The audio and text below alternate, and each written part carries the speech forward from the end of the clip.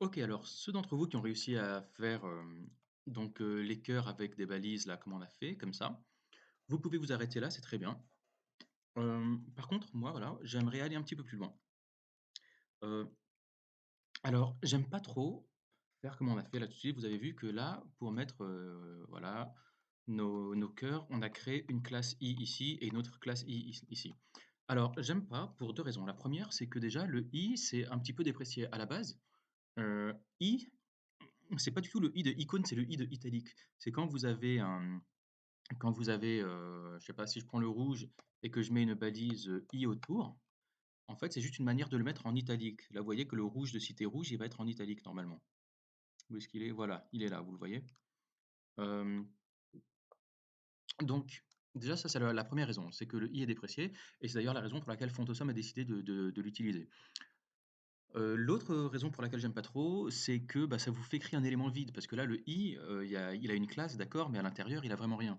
Donc c'est pas super de créer des éléments vides et la troisième raison, c'est que à chaque fois qu'on crée un élément, HTML, ça demande pas mal de travail processeur.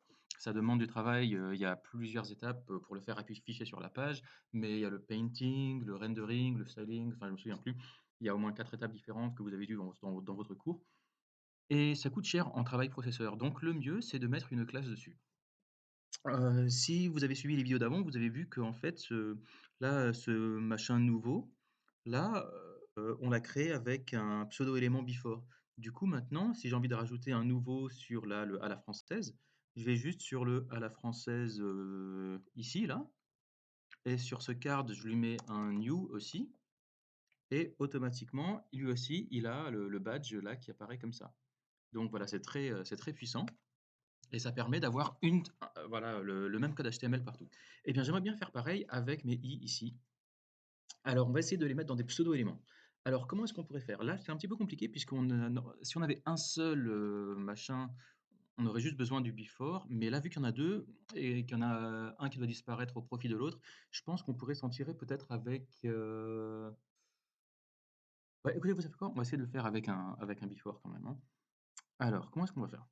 On est dans le card description et OK, alors le card description, où est-ce qu'il est? Donc il est, heu, hop, card description, on est là-dedans. OK, il est en position relative, très bien, donc on va pouvoir positionner des éléments en position absolue dedans, puisque, voilà, le parent est relatif, l'enfant est absolu. Heu, alors la première chose que je voudrais vous montrer, c'est comment est-ce que je pourrais faire pour, importer ça sans utiliser sans utiliser de HTML? Alors, regardez ce heart là, icône. Là, il y a 2 manières de l'importer. Vous avez vu, là, vous pouvez copier le HTML ici, mais vous avez aussi un code ici, ce qu'on appelle du Unicode et ce Unicode, voilà, c'est juste un numéro qui permet d'utiliser, voilà, ce symbole et si vous regardez la doc de Font Awesome, vous pouvez regarder là, dans les pseudo-éléments alors pardon, excusez-moi, j'ai cliqué par erreur. Vous pouvez utiliser, voilà, CSS pseudo-éléments.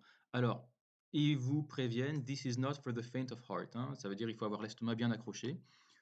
Mais vous inquiétez pas, je suis sûr qu'on peut le faire, assez facilement. Voilà comment ça se passe.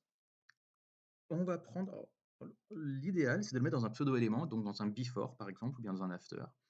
Vous prenez un before et alors apparemment il faut tout ça, le display inline block, font style, blablabla, text rendering, font smoothing. Donc allez, on va prendre tout ça et on va le mettre dans un before. Voilà et donc p-description, donc je vais faire le et 2 points, before. On va coller tout ça. Et alors, vous vous souvenez dans un before, il faut toujours un content, hein. Là, on l'a pas, donc il y a rien qui va s'afficher. Et alors et alors et on peut aussi prendre tout ça. Alors voilà, regardez comment ça se passe. Ce qui est génial avec les fontes Awesome, c'est que en fait, c'est une simple fonte.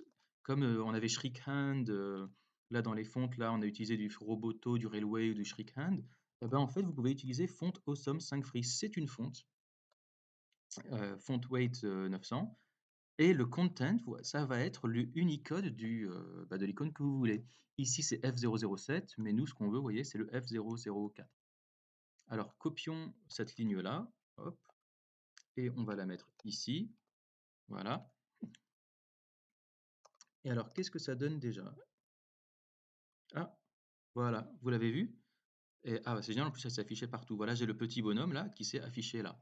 Alors nous, c'est pas le bonhomme qu'on veut puisque on veut le 004, le F004. Alors attention, le Unicode s'écrit toujours avec un anti-slash là devant, hein. Donc au lieu de F007, on va mettre 004. Qu'est-ce que ça donne? Allez, est-ce que j'ai bien sauvegardé? Ouais, F004. On va réactualiser. Voilà, on est bien.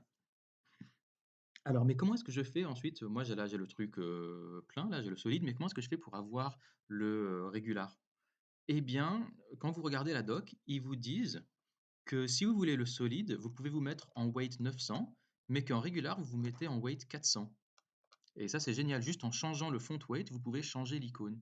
Donc là, par exemple, donc là, on est en font weight 900, mais alors, imaginez que, alors lui, je le prends là. Alors là, maintenant, il faut que j'aille dans le before, voilà. Font weight 900. Regardez si je baisse. Je vais le mettre 500, ça donne quoi? Voilà. 600, voilà, 500, 400, voilà. Donc en fait, il suffit de baisser le font weight et pour avoir le régular. Et donc on pourrait utiliser ça. Euh, donc moi je me dis, quand on le survole, lui, on pourrait peut-être juste lui changer son font weight. On pourrait tenter ça. Alors je sais pas par contre si on peut faire une transition sur le font weight. À mon avis, non. Mais on pourrait essayer de faire un truc comme ça. Ou en tout cas, si on n'utilise pas le font weight, on doit pouvoir s'en sortir sans HTML. Donc maintenant que vous avez compris comment ça marchait, ben, on va aller plus loin pour essayer de tout refactorer maintenant. On va essayer de refactorer tout notre HTML là pour uniquement utiliser du before et peut-être du after. Allez, c'est parti.